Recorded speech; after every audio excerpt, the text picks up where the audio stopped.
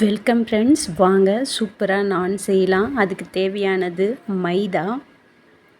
அடுத்தது பார்த்திங்கன்னா, நானுக்கு நமக்கு சிக்கன் எல்லாமே சரியாக இருக்கும்.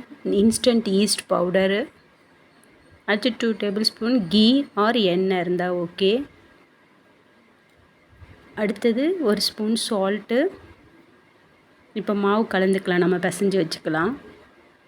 உங்களுக்கு தேவையான அளவு மைதா மாவு எடுத்துக்கோங்க. இது மைதா மாவில் செய்கிறப்ப தான் நமக்கு அந்த நானோட டேஸ்ட் பக்காவாக வரும். இந்த நானுக்கு நாம் சிக்கன் கிரேவி கெட்டியாக, இல்லை மட்டன் கிரேவி, இல்லை பன்னீர் பட்டர் மசாலா அதெல்லாம் பண்ணிக்கலாம். பாருங்கள், 1 ஸ்பூன் சால்ட் போட்டுட்டேன். அடுத்து நமக்கு நல்லா ப்ளஃபியாக வரணுன்றதுக்காக 1 ஸ்பூன் இன்ஸ்டன்ட் ஈஸ்ட் சேர்த்துருக்கேன், பேக்கர்ஸ் ஈஸ்ட்டு. நீங்கள் அது இல்லாதவங்க பேக்கிங் சோடா, பேக்கிங் பவுடர் ரெண்டுமே போட்டுக்கலாம். அடுத்து ஆயில் ஆர் கீ மிக்ஸ் பண்ணிக்கோங்க, ஒரு 2 டேபிள் ஸ்பூன். நான் ஒரு 1/4 கிலோ மாவு தான் பிசைகிறேன். உங்களுக்கு 1/2 kg அதுக்கு தகுந்த மாதிரி பிசைஞ்சிக்கோங்க. ஆக்சுவலாக மைதா நிறைய யூஸ் பண்ணக்கூடாது, இருந்தாலும் நான் நல்லா இருக்குன்றதுக்காக எப்போயாச்சும் நீங்கள் ஒன்ஸ் செய்யலாம். ரொம்ப டேஸ்டியாக இருக்கும். அந்த கிரேவியோடு சாப்பிட்ற அப்படியே அந்த சாஃப்டாக நல்லாயிருக்கும். நல்லா லம்ஸ் எல்லாம் இல்லாமல் நல்லா பிசைஞ்சிக்கோங்க. சுடுதண்ணி, வெதப்பான சுடுதண்ணியில் மிக்ஸ் பண்ணுங்கள். ஈஸ்ட் அப்போ தான் உங்களுக்கு ஆக்டிவேட் ஆகும். நீங்கள் பச்சை தண்ணியில் பிசைய வேணாம் ஈஸ்ட் போட்டால். அடுத்து கொஞ்சம் சுகர் மறந்துட்டேன், சுகரும் ஆட் பண்ணிவிட்டு அதையும் சேர்ந்து நல்லா பிசைங்க. 1 ஸ்பூன் சுகர் இருந்தால் போதும்.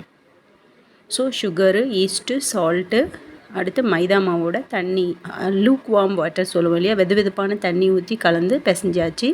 ரெஸ்டிங் பீரியட் ஒரு 2 ஹவர்ஸோ 1 ஹவரோ கொடுங்க. 1 ஹவர் இருந்தாவே போதுமானது. 2 ஹவர்ஸ் விட்டிங்கன்னா இன்னும் நல்லா ப்ரூஃப் ஆகி வரும். இப்போ பாருங்கள், ஆஃப்டர் 1 ஹவர் எப்படி ப்ரூஃப் ஆகி பாருங்கள். ஒரு பஞ்ச் கொடுத்துட்டு நல்லா மறுபடியும் அதை பிசைஞ்சிக்கோங்க. இப்படி பண்ணால் தான் நமக்கு அந்த நான் நல்லா சாஃப்டியாக ஃப்ளஃபியாக கிடைக்கும் நமக்கு. நல்லா எடுத்துகிட்டு இப்போ நம்ம மாவை நமக்கு தேவையான அளவு அதை திரட்டி எடுத்துடலாம். இன்னொரு முறை எடுத்து நம்ம ஒர்க்கிங் டேபிளில் போட்டுட்டு நல்லா நீட் பண்ணுங்கள் மாவை.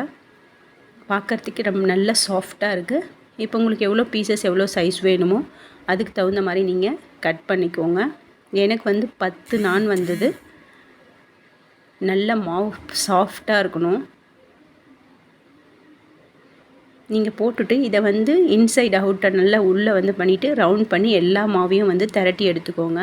நமக்கு வேணுன்றப்ப நம்ம போட்டு எடுத்துக்கலாம், ஈஸியாக இருக்கும். அப்படியே மாவில் போட்டுட்டு இப்போ நீங்கள் யூஸ்வலாக நம்ம சப்பாத்திக்கு திரட்டோம் இல்லையா, ரவுண்டாக அப்படி திரட்டிங்கனாலும் ஓகே. பட் நானுன்ற அந்த ஃபீல் கொடுக்கறதுக்கு நமக்கு அந்த ஓவல் ஷேப்பில் இருந்தால் தான் ரொம்ப நல்லாயிருக்கும்.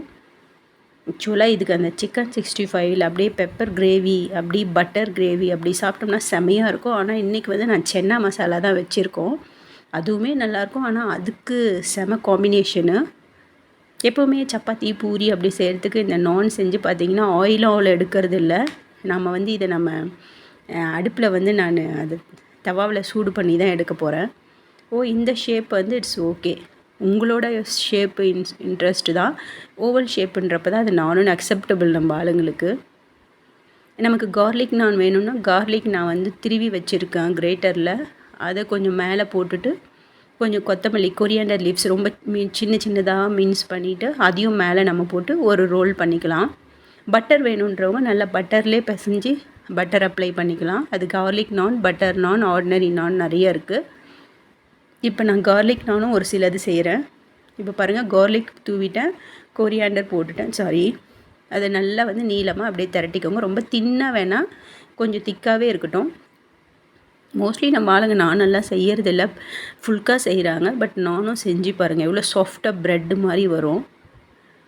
நீங்கள் நான் சொன்ன மாதிரி ஈஸ்ட் போட விருப்பம் இல்லாதவங்க 1 ஸ்பூன் பேக்கிங் பவுடர் போட்டிங்கன்னா 1/2 ஸ்பூன் பேக்கிங் சோடா போட்டுக்கோங்க. அதுதான் ரேஷியோ.